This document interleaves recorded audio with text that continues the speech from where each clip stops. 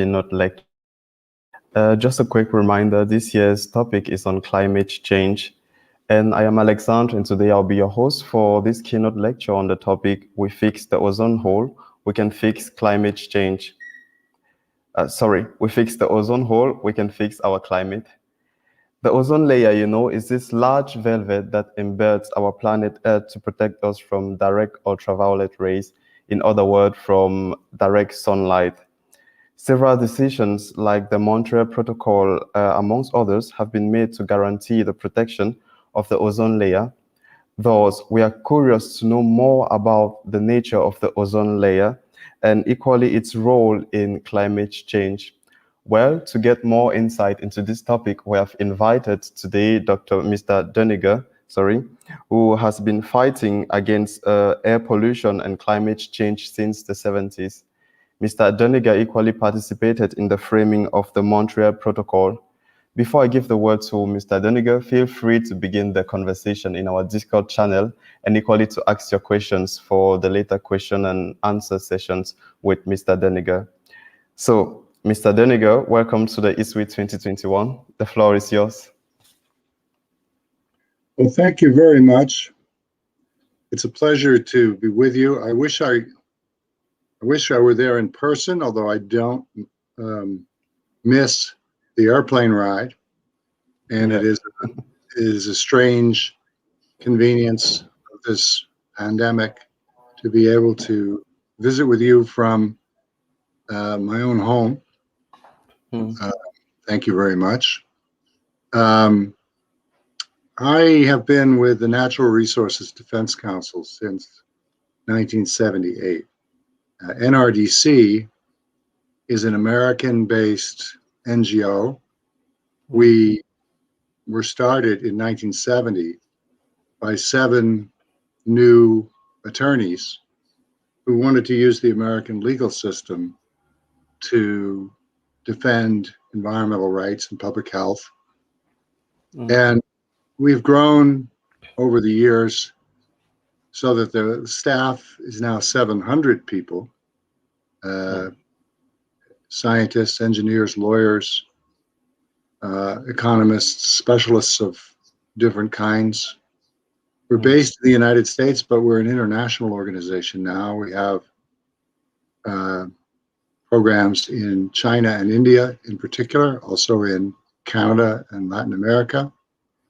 And as mentioned, I've been both working on the implementation and the enactment of American environmental laws and also the international treaty processes for protecting the ozone layer and working on the climate. So I'd like to tell you something about how the effort to save the ozone layer unfolded and what we did together, what we're still doing, and how that has merged with and now contributes in a big way to the effort to protect against climate change. It's no substitute for the efforts under the Paris Accord and the national efforts that we need to tackle to move to a clean energy system. But it turns out that the problem of climate change is bigger than just clean energy, and the elimination of the ozone depleting chemicals and their successors is an important part of the story. So if I can figure out how to share the screen, I think I go to share screen again. Yeah. Or is it already working? I have to choose this. Yeah, you could click on. There it goes. And that's my title of the show. And here we go. So this story started nearly 50 years ago. In 1974, 2 American scientists and also a German scientist made important discoveries that these chemicals called chlorofluorocarbons, CFCs, which are remarkably stable in the lower atmosphere and are actually they were safe to inhale because they didn't interact with biologically with us, with our systems. But there seemed to be nothing that would destroy them, except it turned out that they reached the ozone layer, which is about 10 miles up. And as was mentioned, it is a layer of triatomic oxygen that has the peculiar property of screening out ultraviolet radiation. It's actually created and destroyed by the interaction of ultraviolet radiation with ordinary oxygen. And it's continuously created and destroyed, so that the ozone layer that protects us from this excessive ultraviolet radiation is actually a dynamic balance between continuous construction and destruction of ozone.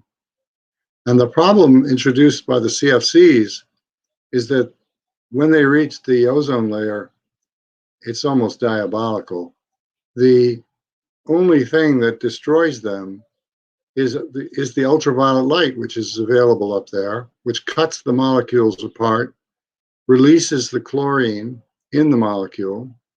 The chlorine then acts catalytically to destroy ozone molecules and turn them back into oxygen in a way that adds an additional quantity of destruction and throws the balance out of balance, and you end up with a depleted ozone layer that is less effective at screening out ultraviolet radiation. And it was a huge front page and TV news kind of story in the middle 70s. NRDC played a role in helping those two scientists, Roland and Melina, to get attention to their findings. And we pushed to ban aerosol propellant uses of the CFCs. That was the predominant use of these chemicals back then.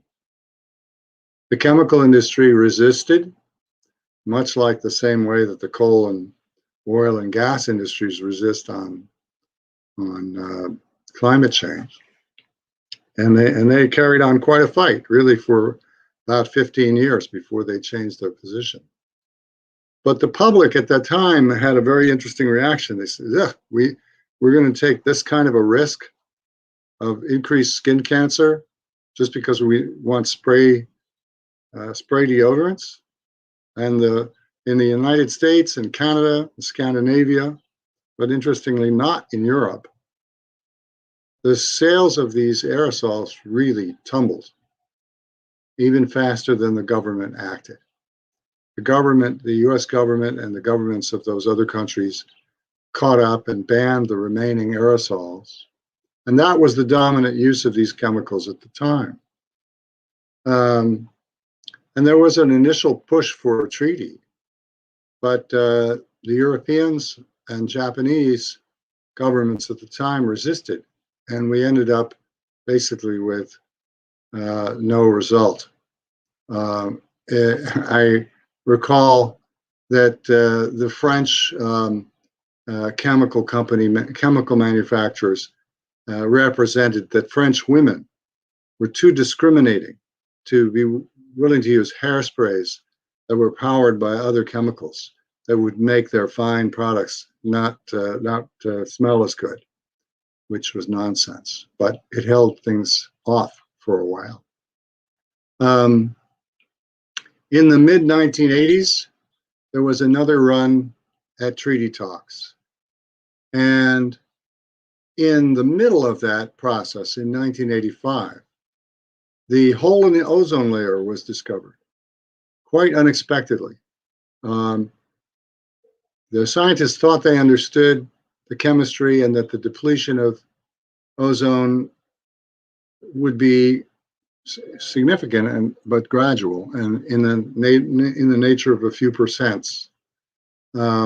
It turned out, though, from ground observations, first by the British Antarctic Survey and then satellite observations by NASA, that an enormous hole had opened up in the ozone layer over Antarctica in the southern springtime, meaning in late August, September, October, when the sunlight returns to that region after the period of polar winter darkness. And it took a while to figure out what was going on, but there was a different kind of chemistry involving these CFCs and the surfaces of polar stratospheric clouds, very, very high altitude clouds that created the opportunity for surface chemistry that worked at a highly accelerated rate, and at some altitudes would result in the near complete destruction of the ozone layer. Now, the ozone hole would go away each October or so, when the tight polar vortex that forms over the poles, but most strongly over the South Pole, when that broke up and the air from the polar area circulated with the air from the lower latitudes, and then the ozone layer would recover. But it would happen over and over again each year. And this is a picture from the NASA satellites. In 1986, I gave a talk at a conference, not unlike this one, involving industry and environmentalists and so on, taking place near Washington, D.C.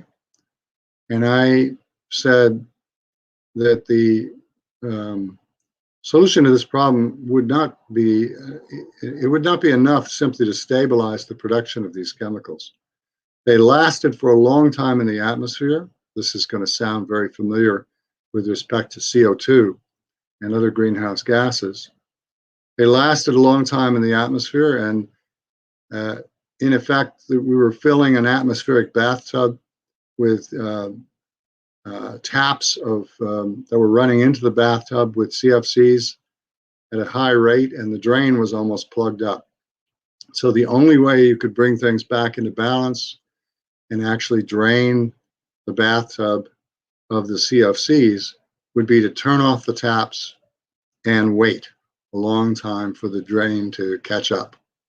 So we needed a phase out of these chemicals. Actually, I said if we were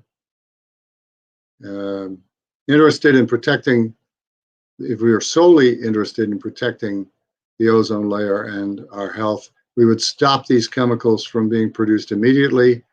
But we recognized there was a need for a transition so that technologies could be, substitute technologies could be introduced, different refrigerants, different applications, different machinery to use them. That would take time, and I proposed a global phase out over 10 years. The Reagan administration, this incredibly conservative US government, adopted this position. Actually, a 95% phase out became the US government's official position in the negotiations for what in 1987 became the Montreal Protocol.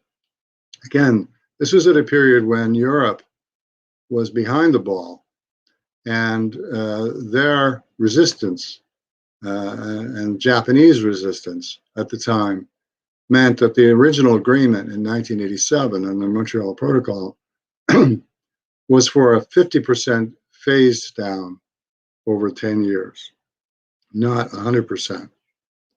But, you know, we took what we could get, and very quickly there were further studies showing that definitively that the ozone hole was caused by these CFCs, and that the original agreement wouldn't be sufficient. Also, that the technologies were moving really fast.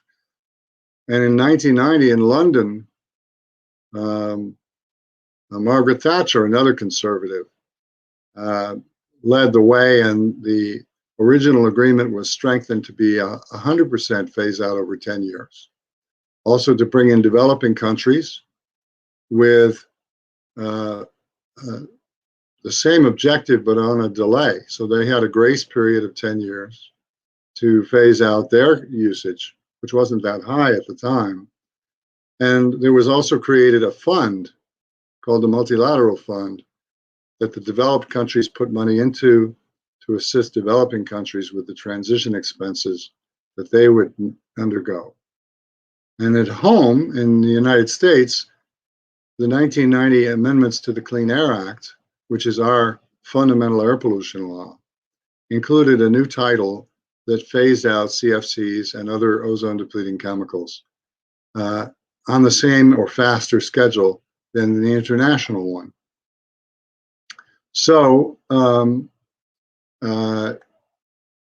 what did we get from this?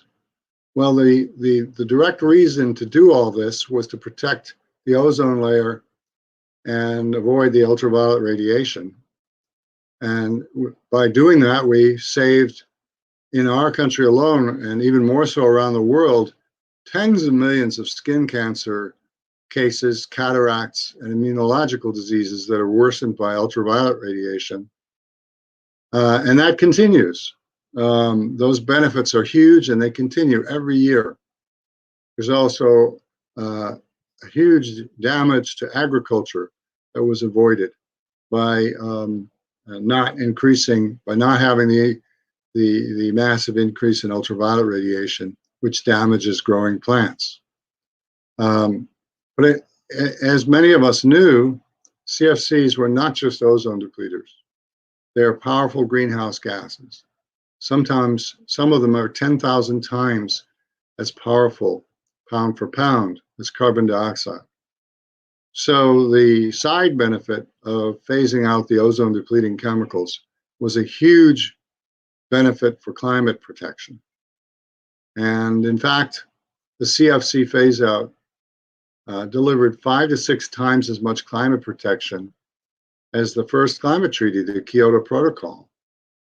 By 2010, when the Kyoto Protocol's first commitment period, if it had been fully implemented, was to be the first reductions would be achieved. The CFC reductions were reducing under Montreal, were reducing climate change by 5 to 6 times more than even the Kyoto Protocol would have done. And one way to think about this is it's pushed back the impacts of climate change by a decade or more, meaning that it would have been this hot and this fiery and this stormy, as we have seen in the last couple of years, 10 years before, and we'd be that much further down the path of suffering adverse climate impacts. So the Montreal Protocol not only saved the ozone layer, it's done arguably more than anything else so far to reduce the impacts of climate change. Surely we have to do more on carbon dioxide, methane, and other gases that are outside the scope of the Montreal Protocol, but this is a big deal. And we weren't done yet. Some of the CFC replacements, called HFCs or hydrofluorocarbons, are also powerful climate changing pollutants. They're not as bad, on the order of 2,000 to 4,000 times the potency of CO2, as opposed to 10,000 times. So, and they didn't hurt the ozone layer anymore. So by moving from CFCs to HFCs, we took a step in the right direction, but it was a step, a temporary step, and we needed to do more. In 2008, on behalf of NRDC, I proposed that we control HFCs under the Montreal Protocol. Now, you need to understand that at the time, the way the climate agreements were structured, the UN Framework Convention on Climate Change addresses greenhouse gases not controlled by the Montreal Protocol.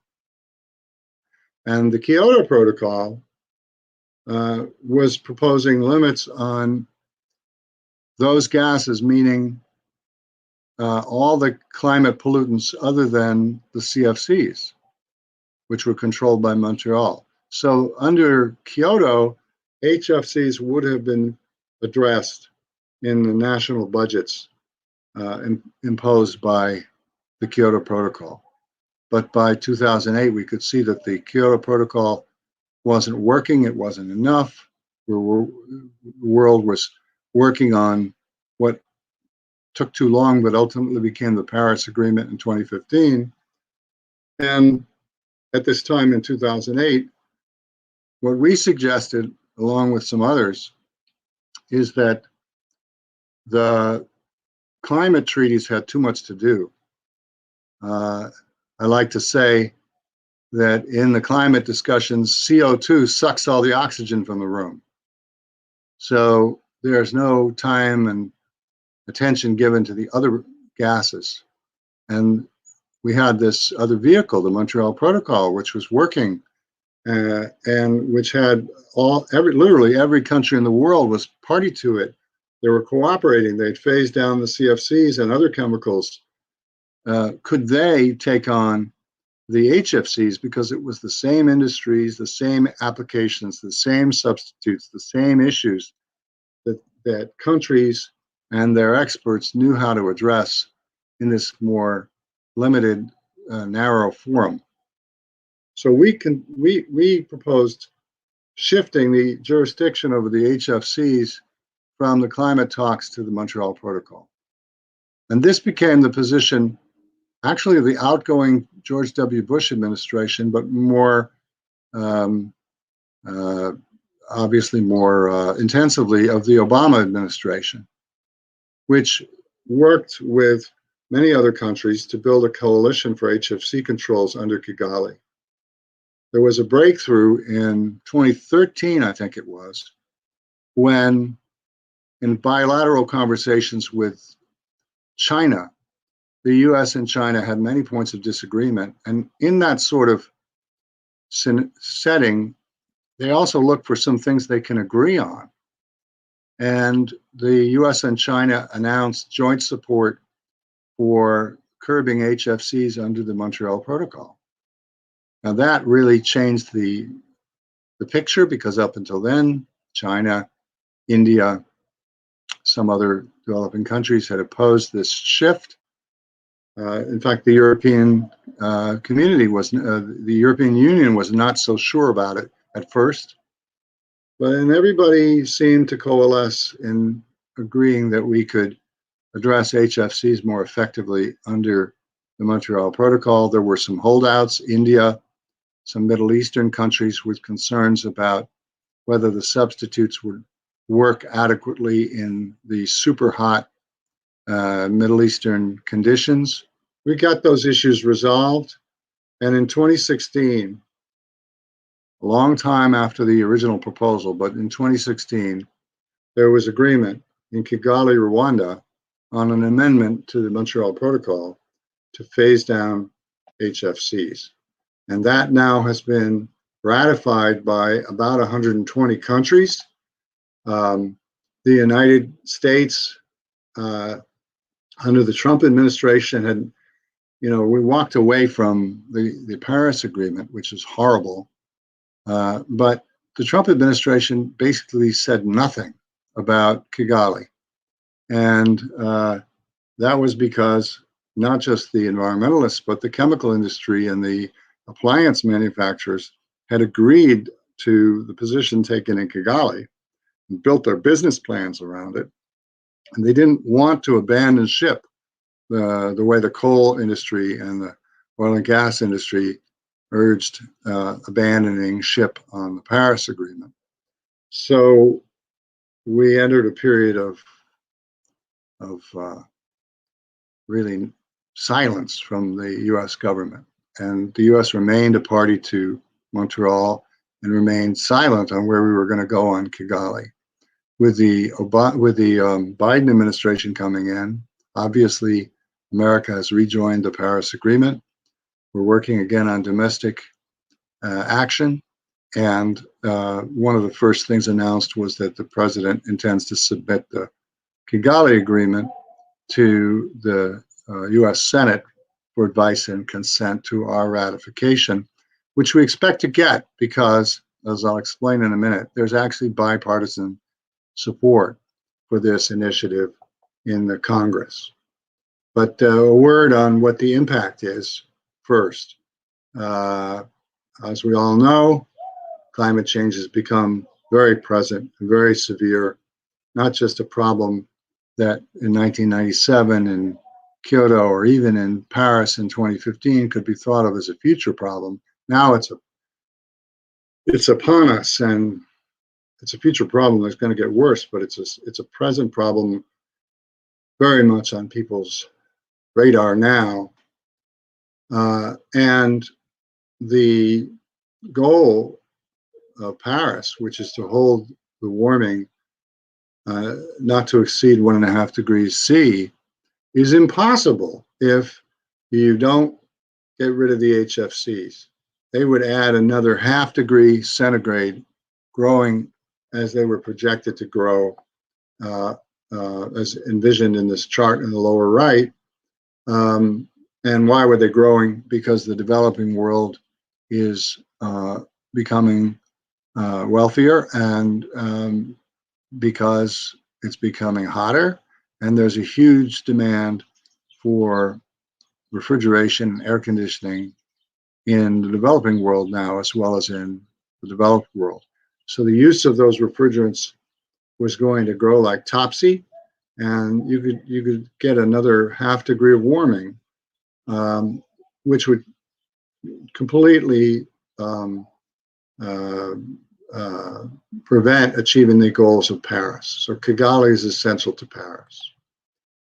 And this is my little graph that shows the various eons and geologic periods, at the top of which is the Trumpocene, which is a 4-year period that fortunately has ended. The world changed for the worse with our November 2016 election, and I hope it's changed for the better with our more recent election. I mentioned that Trump rejected the Paris Treaty, but Biden has re-entered the United States.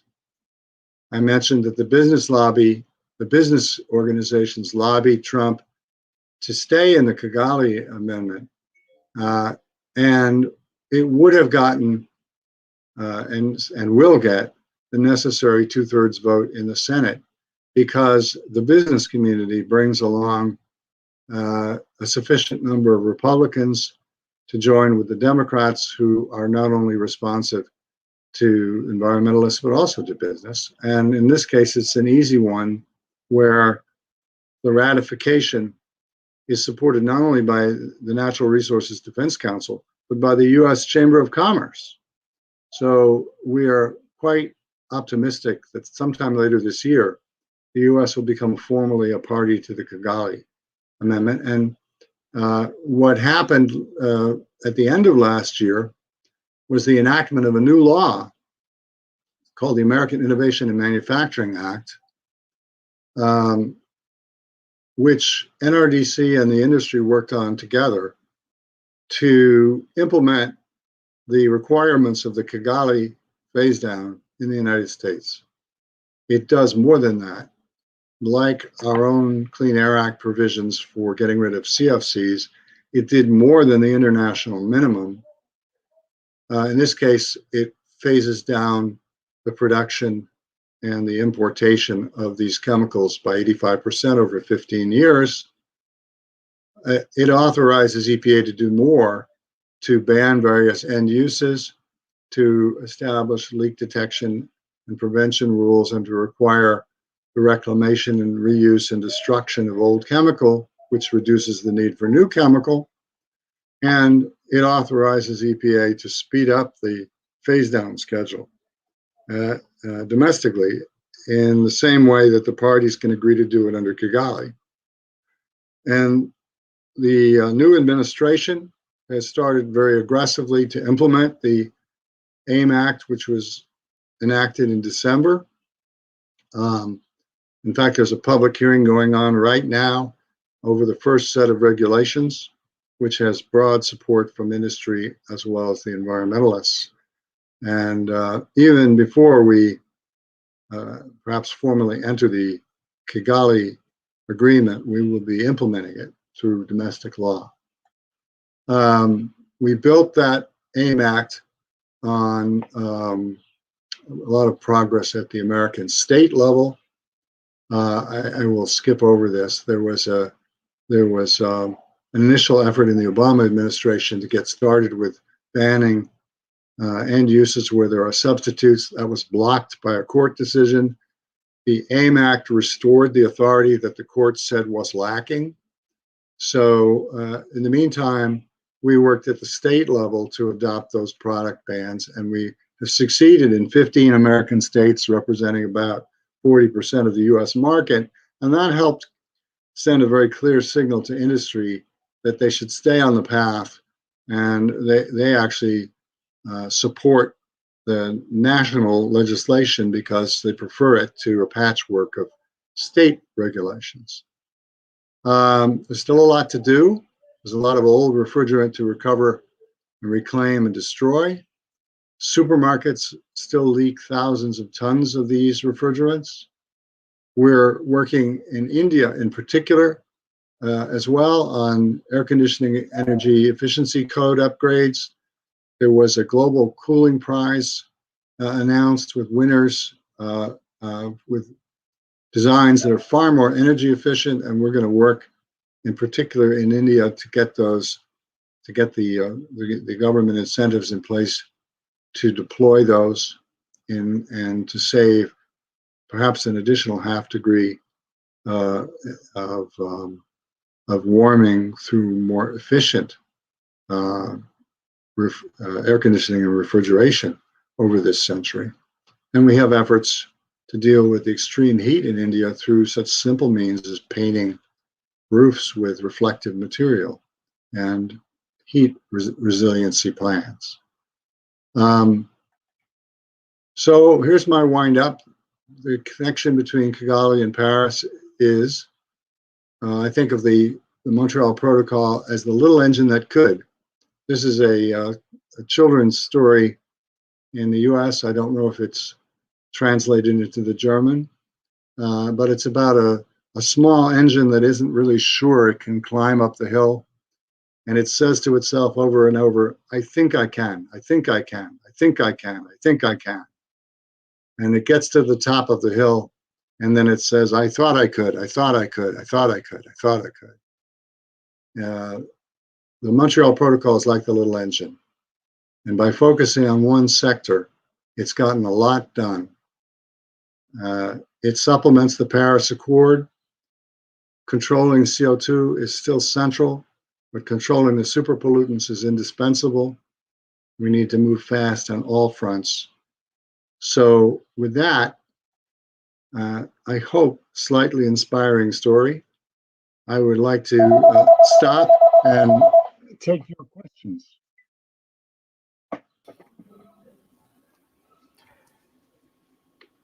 Well, thank you, Mr. Doniger. That was very interesting, and I think many are already starting to begin the conversation in the Discord channel. And yeah, we have already some little questions just to get into the mood of the topic. And welcome to everyone. Welcome back to the ISWI 2021 keynote lectures on the topic. We fixed the ozone hole, we can fix our climate.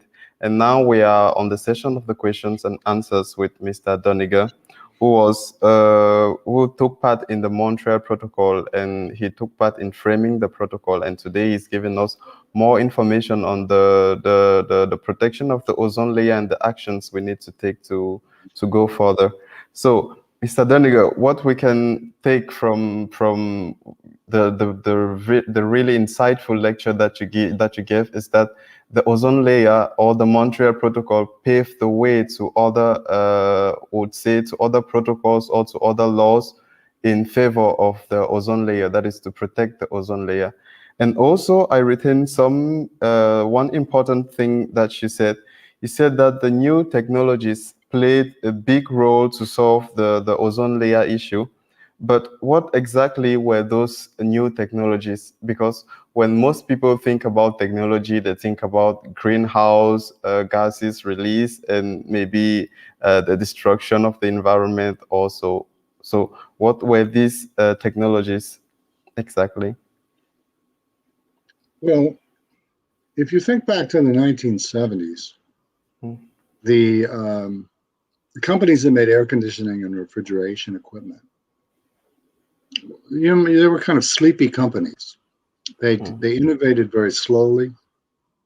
The CFC chemicals had been used for several decades without much change at the level of the chemical companies or at the level of the equipment makers who use them.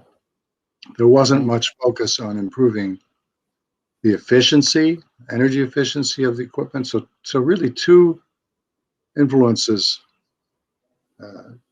on this industry hit at once. One is the concern about these dangerous chemicals hurting the ozone layer as they leaked, as they escaped.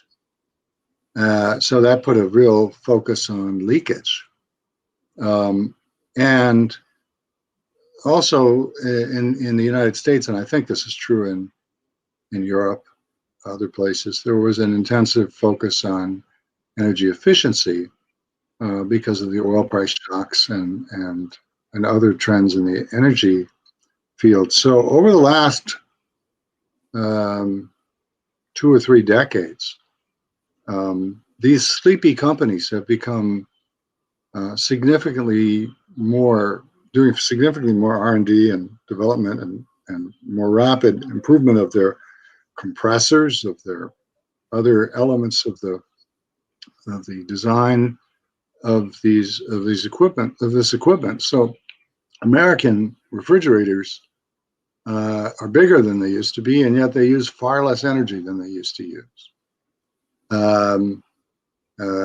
American car air conditioners, which in the 70s were luxury and by the 80s had become standard equipment. They used to leak their refrigerant every 3 years, and you just go to the shop and have them refill it. There was a much more intensive focus on changing the tubing and the integrity of the system so they didn't leak. I have owned 2 or 3 cars built since the 80s and the 90s and the aughts, and never had to refill the air conditioners. They don't leak the way they used to. Building chillers, the equipment that's in the basement or on the roof of a major office building, are far more energy efficient than they used to be. And all at the same time, these companies were redesigning the equipment to change the refrigerants that they used. The chemical companies were working on alternatives, and some of the alternatives are not fluorocarbons, they're hydrocarbons. There's carbon dioxide as a refrigerant. There's much more diversity and innovation in those fields than there was in the sleepy 70s. And that's what I'm talking about. Now, also, there are other instances.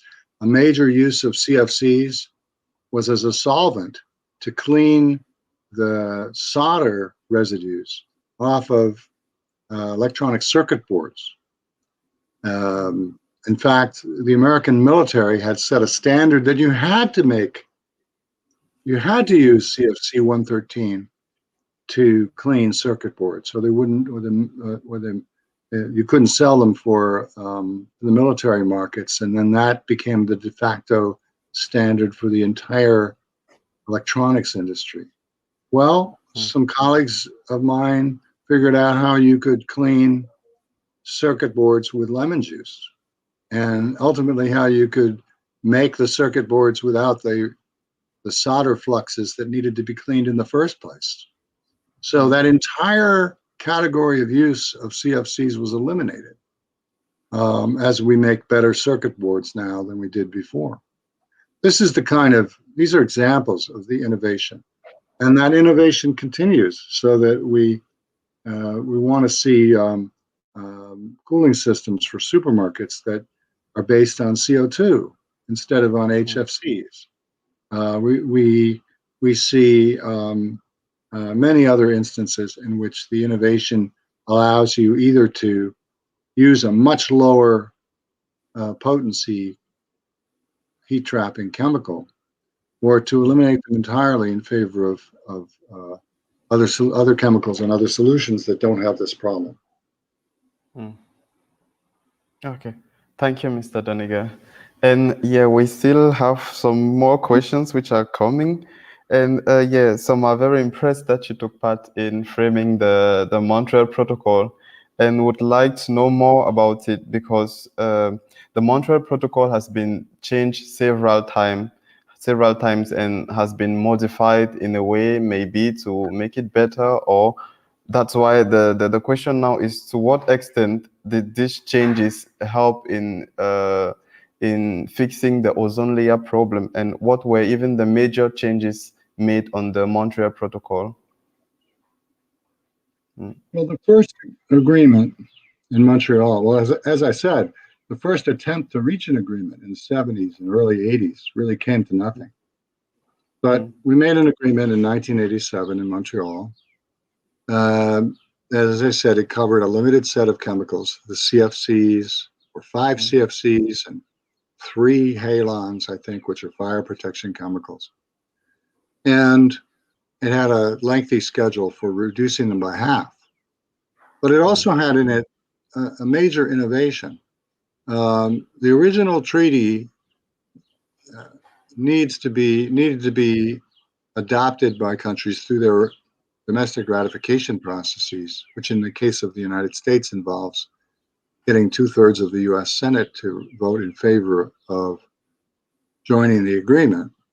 But the original agreement included a modification, or it's called an adjustment clause, which allowed the parties to speed up the controls on the chemicals that were already covered through a simple decision of the parties, which could be made by the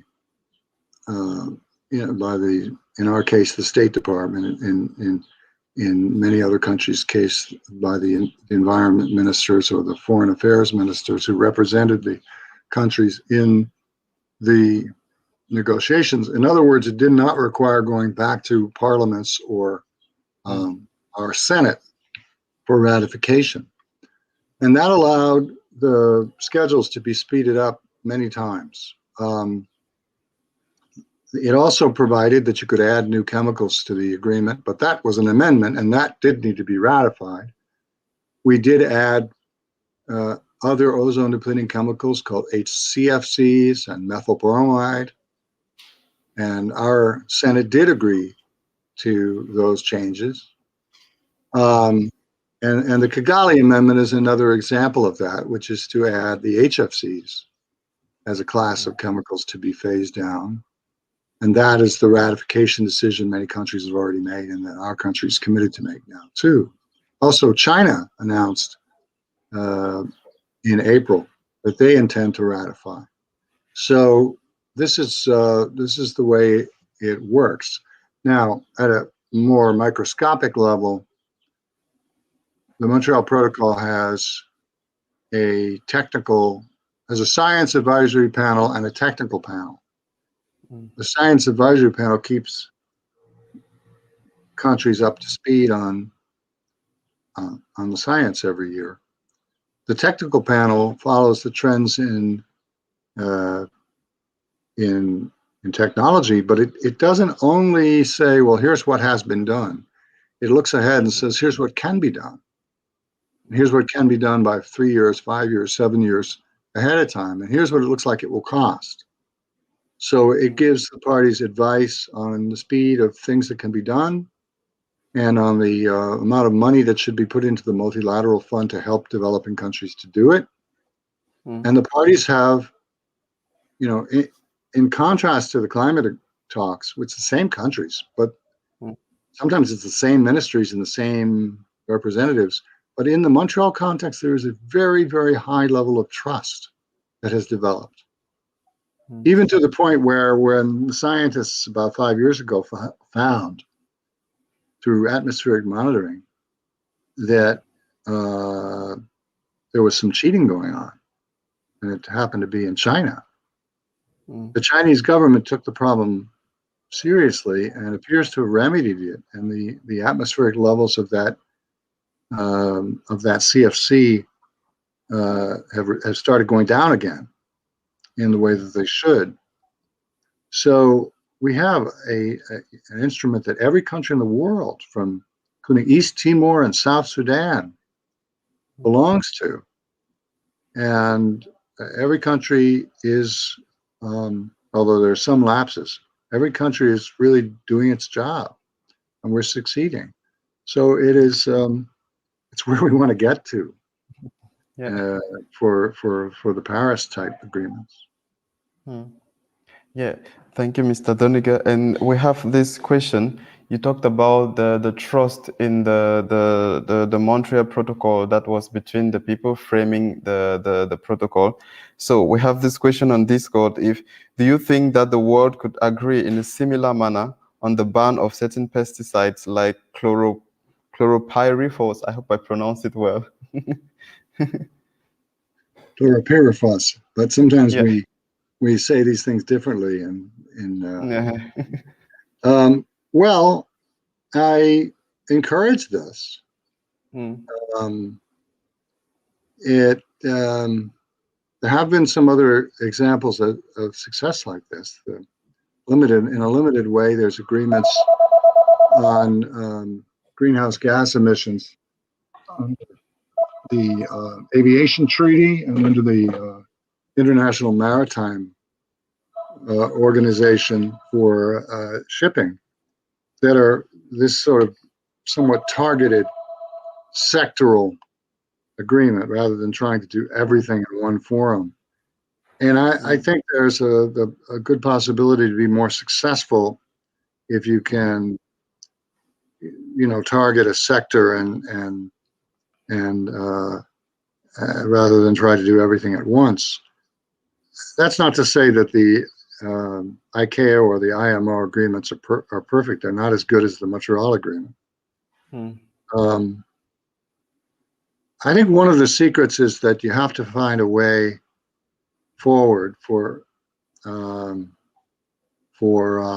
at least some parts of the industry. They have to see a way to make profitable business, making solutions, and instead of persisting with the problems.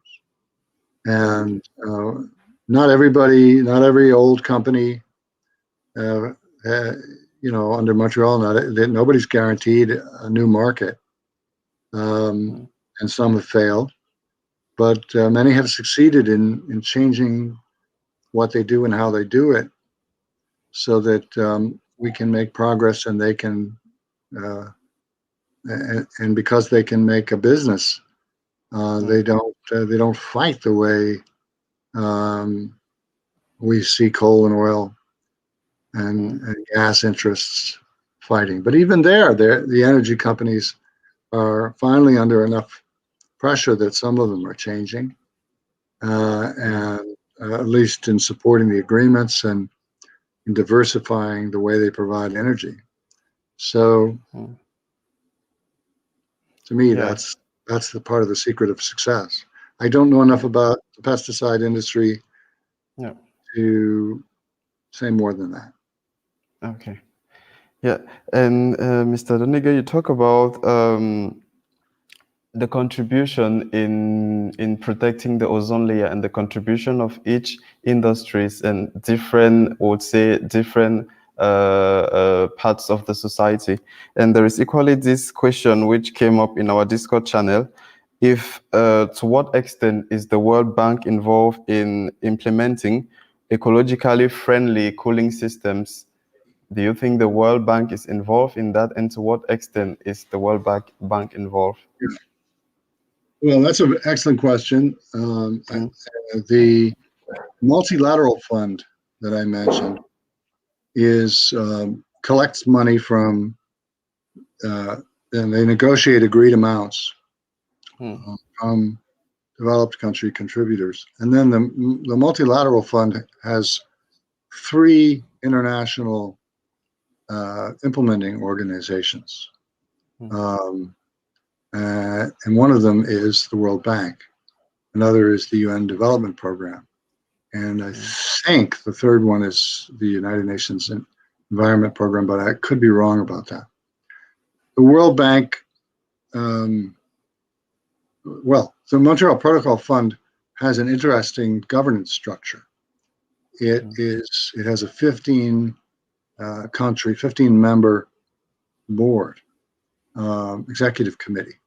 It is split 7 from developed countries and 7 from developing. And the 15th is the chairman, who is in even years is from developed and from odd years is from developing countries. So it rotates. And the membership rotates over time. But they have developed, it's not completely, it's not without some friction, but a very workable basis for making decisions about the priorities for spending that money. And then the World Bank and the other implementing organizations propose projects pursuant to the guidance of the executive committee. And then they work with host countries and with institutions in host countries to implement projects, to convert factories or to train technicians and so on in the transition. And that's and then NGOs and others can also participate in the implementation of transition projects. Also, the World Bank has, as part of its general portfolio, an increasing focus on energy efficiency and transitions from greenhouse gases, but it's not an area that I am really expert on. Okay. And yeah, as we have been mentioning and redundantly saying, the ozone layer, it's a world problem. That is, the whole world is concerned about it. So we have one more question in the Discord. The question says, how do you work together with other countries in the world to protect or to solve the problem of the ozone layer? And the question is, like, countries like, for example, India. Well,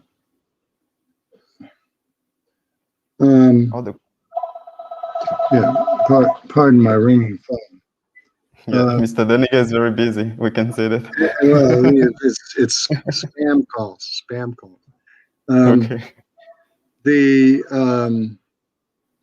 the best way to answer this. The Montreal Protocol is an agreement between governments, but it's also a very open forum for NGOs. In fact, many of the rights of participation that NGOs have in the Paris talks were pioneered in the Montreal procedures. My colleagues, several of my colleagues, sit on these technical bodies or work groups of the technical bodies that I have talked about. There are NGOs in Europe and in all other parts of the world that we work with, that participate in the work of the Montreal Protocol, and many of them, work jointly as we do on ozone and climate. In India, as I mentioned, we have NRDC has major projects, and the Indian government was, not sure at various points in time whether it was in their interest to sign up for the obligations under the Montreal Protocol. The real big breakthrough came in 1990 with the creation of the Multilateral Fund, which they negotiated for. They, the Chinese and other developing countries, negotiated for. And the governance rights that developing countries have in that, and the time delays or the grace period they get to implement and the assistance they get to implement, basically made it an attractive deal. It wasn't easy to get the Indian government to agree to the Kigali Amendment. There are provisions which grant India and some of the Middle Eastern countries even more time than other developing countries have. What we're finding is that a growing understanding in India, both in the industry and the government, that it's to their advantage to move at the same pace as China, to move at the same pace as other developing countries, and because they don't want to be left behind in a kind of technological backwater.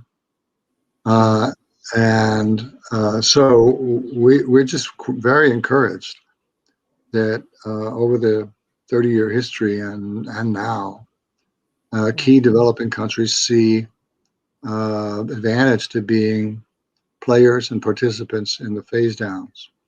I would also mention that when we started, this was an agreement between the developed countries in 1987, because that's where 90-something% of the production and use of these chemicals was. But now the biggest producer of these chemicals is China.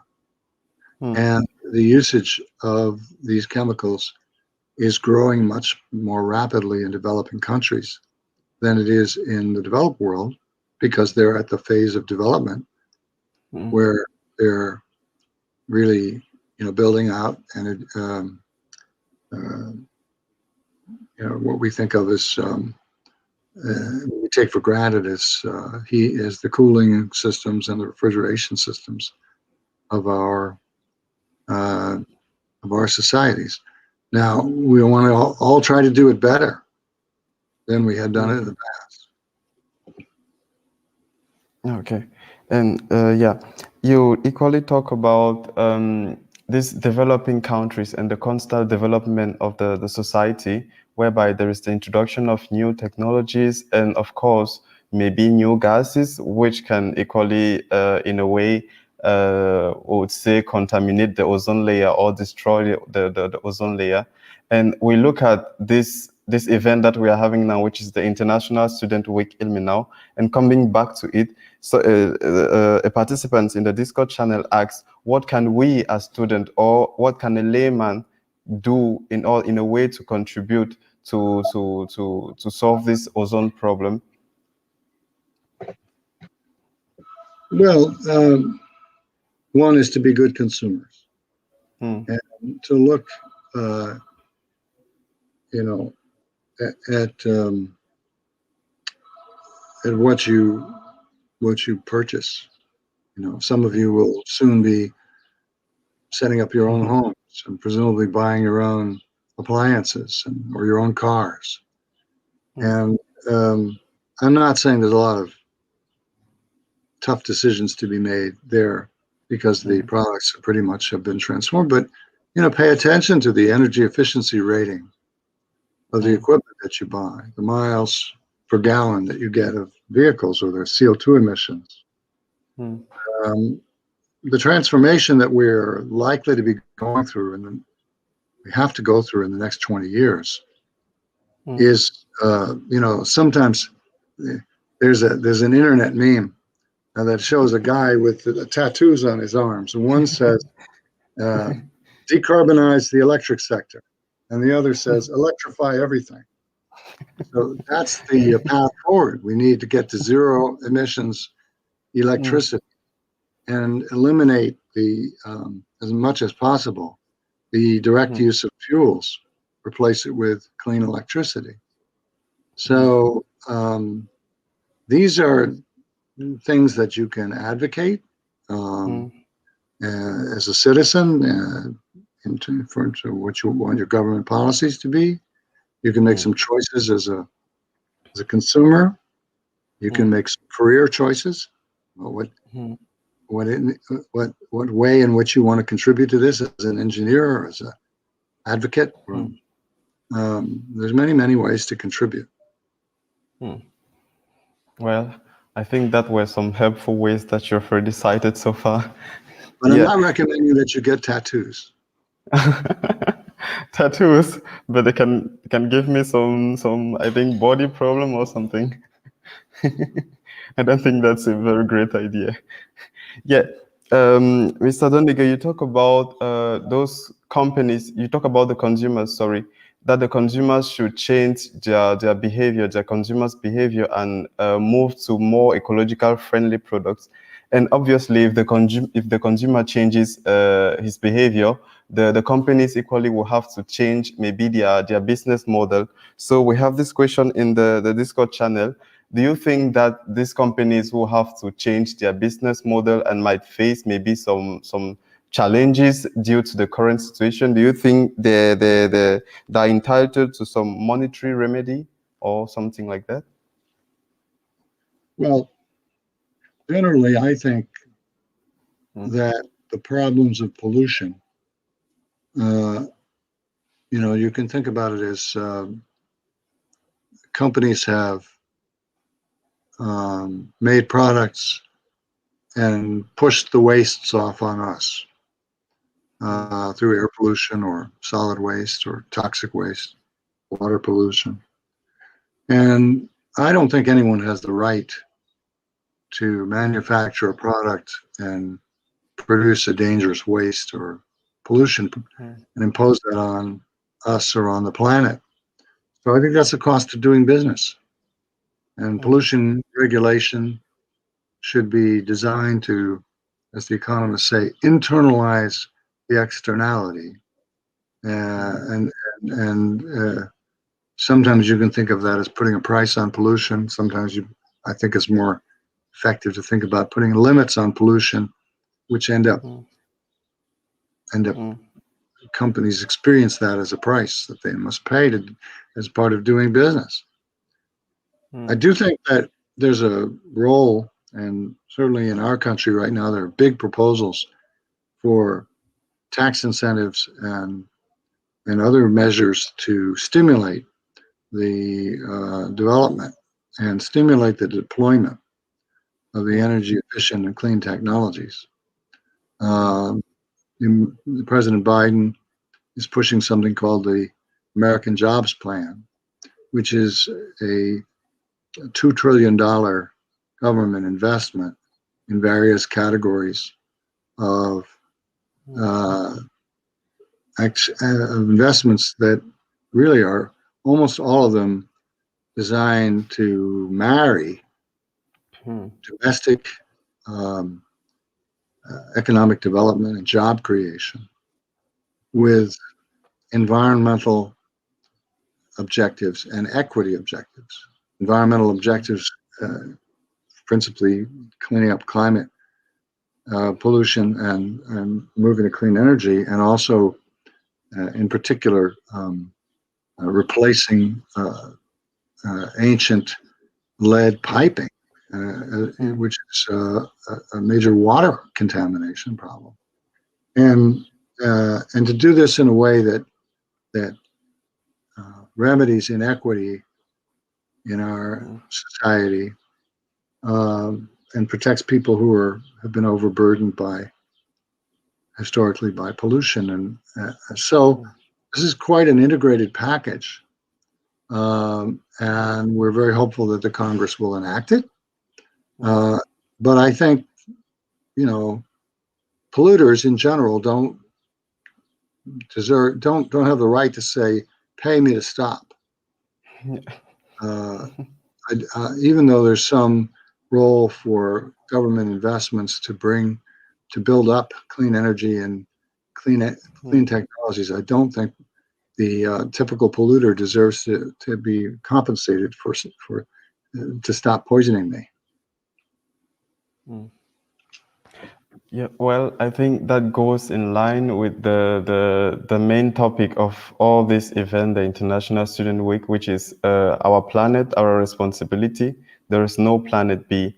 So everyone is responsible for what is happening to our planet. And I think the actions equally must be done together in a way, and equally, each person has equally to be responsible and to think for himself on how to equally maybe carry on some actions to protect the climate, and that goes too for the ozone layer. And yeah, we equally have this question in our Discord channel concerning concerning air traffic. And the question says, to what extent is air traffic detrimental to the ozone layer? Well, that's an interesting question. The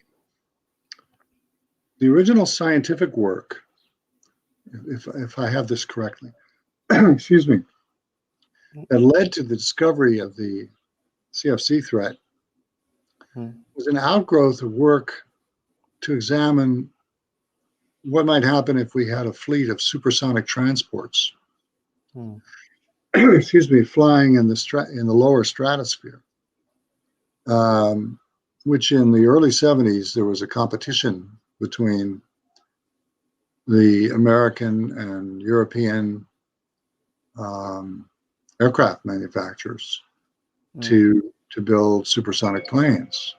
There was the Concorde, of course, which was built jointly by the British and the French and flew for, I don't know, 20 or 30 years. But it was a small fleet. The American company Boeing wanted to build SSDs. Well, there was a lot of concern about sonic booms, but there was a lot of scientific concern also about, what would be the effect on the ozone layer.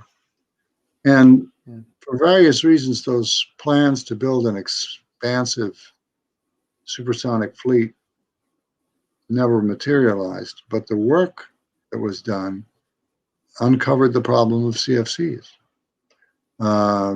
That's Molina and Rowland started, I think, thinking about the problem of supersonics. Now, I think the ordinary jet planes that we have now are a significant and growing contributor to climate change, but I'm not sure that there's a specific effect on the ozone layer, direct effect on the ozone layer. Okay. And yeah, since you said you don't think it directly affects the ozone layer, but do you think that in a way it has to be regulated? Because still I think they emit to some gases that might equally affect the environment. Do you think in a way? Yeah. Yeah, I mean, the aircraft emit a lot of carbon dioxide, and they emit some nitrogen compounds at high levels and some water vapor at high levels that has climate impact. It's a concern and a serious one. I wouldn't put it in the same tier, the same level as power generation or ground transportation vehicles. But air traffic is growing and projected to keep growing if we ever get on airplanes again. And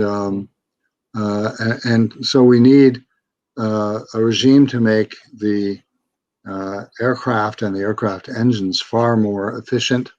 And there's work being done, at least for short haul flights, on electrification of planes. So there are possibilities there. In Europe, you have an excellent railroad system, and I think it makes a lot of sense especially for relatively short trips, for people to take them by rail and not by plane. In the United States, our rail system is not so great. In the Northeast, like between here and in Washington and New York, it's very attractive to take the train as opposed to fly. It actually doesn't take any longer when you take into account the extra time involved at getting to and at the airport. So, I haven't flown up to New York in a long time. Take the train. It's not so feasible over longer stretches of our country. At least that's the way it's been. I don't know what will happen after the pandemic. I mean, I haven't been on an airplane in 15 or 18 months. And we're planning our first vacation trip to the upper Midwest in July. But I think there's going to be a long time before people fly as casually as they used to. Okay.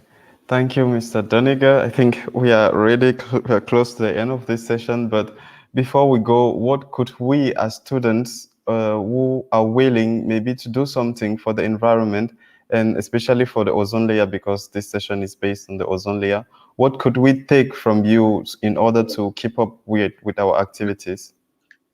Well, first, I want to say thank you very much for including me in your presentation. I wish I could meet with the students and get to know some of you better and hear from more of you. I'm sorry that we have to do it this way. Second, it's been obvious for the last few years that young people are an immensely important political voice, collectively calling for action on climate. And whether you're a participant in school strikes or other demonstrations, or whether you communicate with officials or however you can, it's very important as a constituent, as a member of your society, as a member of your polity, to speak out for action to protect the climate. And you know, I'm not a student anymore, but it's very gratifying to see that level of activism. And then in your choice of careers, there are many ways to participate. I work with a staff of just on our NRDC is about 700 people, but on climate and clean energy and this body of work we've been talking about, we have about almost 100 people. And some of the people who come out of colleges and grad schools now have trainings and competence far more than I had when I started in 1978 doing this. So if you're interested, get yourself a law degree or an engineering degree or a science degree and become deeply knowledgeable in some part of the problem, some part of the solution. And look for ways to contribute in NGOs, in government, and in businesses. You know, you have 40, 50 years ahead of you to contribute to solving this problem. Well, thank you very much, Mr. Doniger. We are really, really glad to have you equally to this event. And we too were a bit sad that we could not receive you here in Minau to have some more exchange, because we know you have some more stories to exchange with us. But so far we had this little time to equally let you share with us and to share equally with the whole world, because the ISWI is an international event. And yeah, I just remind the participants that you could continue the conversation too in our Discord channel. And if you have further questions, maybe Mr. Doniger will give us the possibility to forward them to him. And that would be fine. I just want to point out that I'm wearing the tie that I wear on the last day of every successful ozone layer conference or climate conference. And that's great. This is my tribute to the successes that we have. Then we can say we'll be successful with this. Yeah. So thank you very much, Mr. Doniger, and thank you for being with us in this time. Thank you to all the participants who followed the live stream from the ISWI, and we will have a short 15-minute breaks, and we'll come back for the next keynote lecture on healing deforestation. I am Alexandre, and I have been the moderator of this event. See you back in 15 minutes. Thanks. Thank you very much. Bye. Bye.